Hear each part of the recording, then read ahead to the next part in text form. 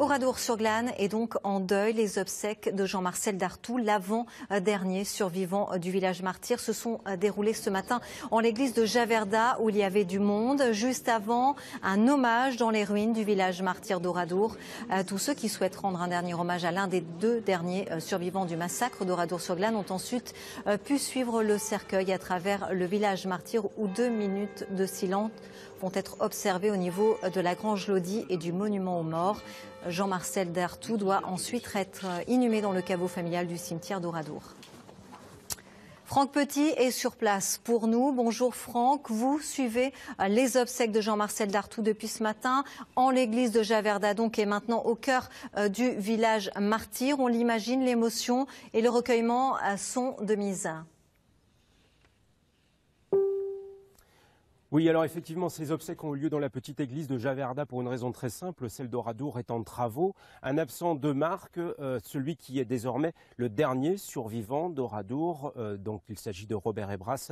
Il est actuellement en voyage à l'étranger.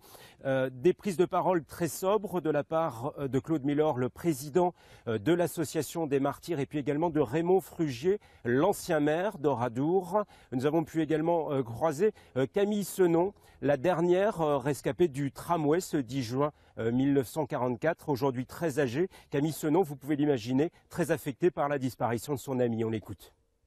C'est un témoin irremplaçable et c'est sûr que c'est une voix qui s'est éteinte et une voix qui était importante parce que vraiment il a témoigné avec son cœur, avec ses tripes, et puis il était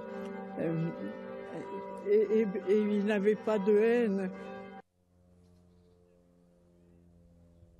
Alors le cortège est arrivé à 11h30 dans les rues d'Oradour. Le cortège est arrivé à 11h30 donc dans les rues d'Oradour.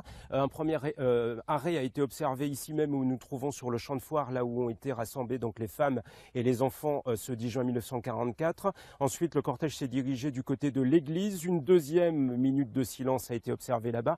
Et puis ensuite vers la Grange Lodi, c'est là-bas, dans cette grange, que les hommes avaient été enfermés et puis fusillés et ensuite brûlé par les Allemands. Et Jean-Marcel Dartout était parvenu à s'échapper de cette grange. Un dernier arrêt sera observé devant le tombeau des martyrs avant donc l'inhumation dans la plus stricte intimité familiale.